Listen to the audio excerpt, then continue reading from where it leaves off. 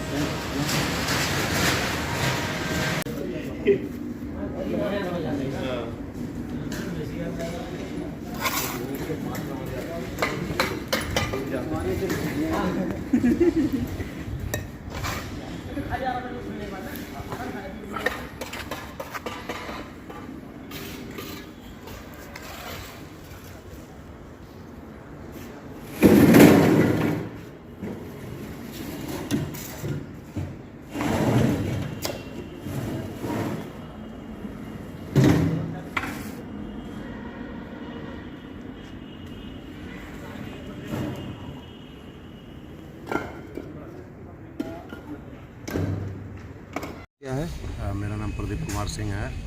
जी। आप कहाँ तैनात हैं? यहाँ पे यूपी पोस्ट में नगर पंचायत में। जी।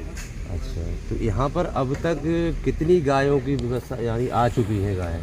ये रात में 4 आई हैं तो कुल अब 69 हो गई संख्या। 69 गाय हो गई। जी, जी। गाय बछड़ा सब मिला कर। सब मिला के तो यहाँ पर क्या इनकी व्यवस्था क्या की गई है? चारा बाटा वगैरह की? भूसे की व्यवस्था और चोकर की व्यवस्था तो पहले ही दिन से कर दिए थे, और बाकी अब जो है कल से तिरपाल डॉक्टर साहब ने सलाह दी तो तुरंत हमने लगवा दिया। तरपाल? हाँ, ये साइड से तिरपाल लगे और अलाव भी पहले दिन से ही जल रहा है। रात भर अलाव जलवा रहा है। कितने अलाव जलते हैं? कम से कम 7 जगह जो है। मैं खुद 8 बजे रात में जो है यहाँ से गया हूँ कल। अच्छा, तरपाल लगवा दिए गए जिससे कि सरद हवाएं। अलाव भी पहले दिन से ही जलवा रहा हूँ। अच्छा।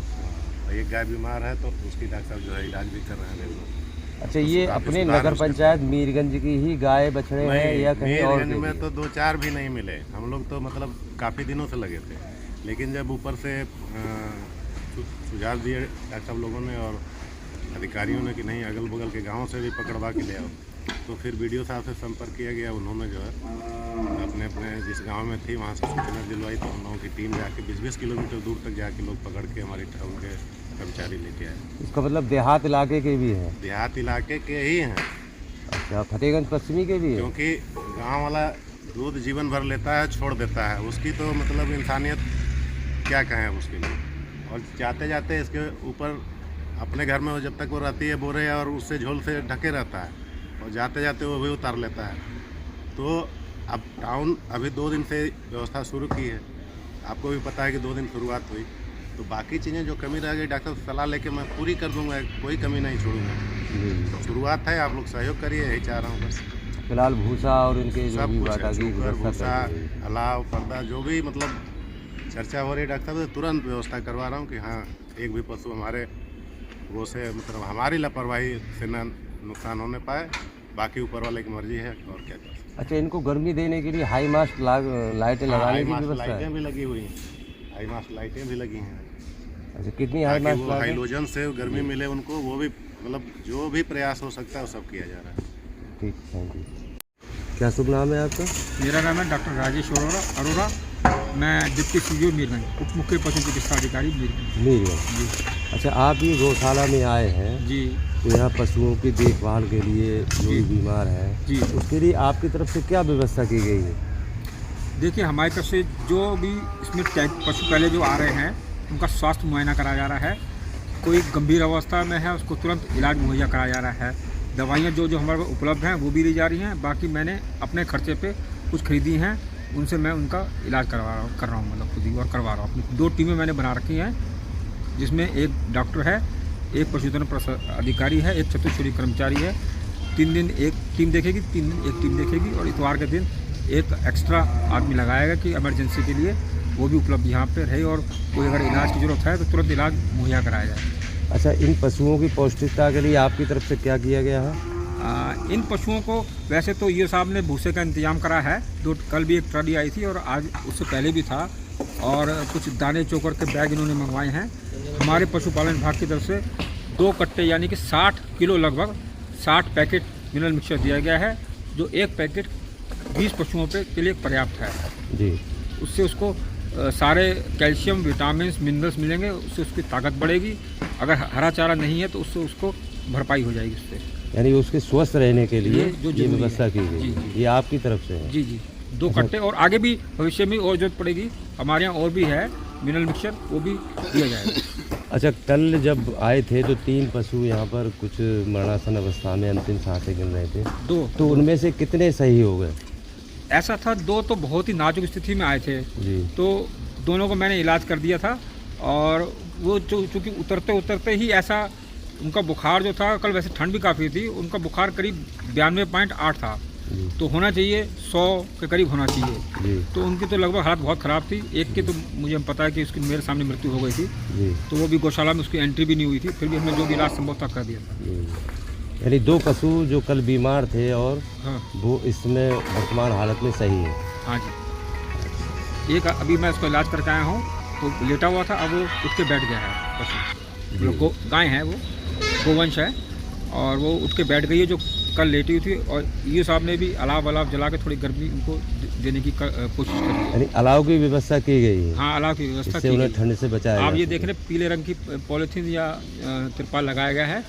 तो ये कल ही मेरे कहने के बाद ये साहब ने तुरंत तिरपाल मंगवाए और ये तिरपाल साइडों में लगाया गया ताकि ठंडी हवा ना आए। आज तो कुछ धूप निकली तो राहत की है, लेकिन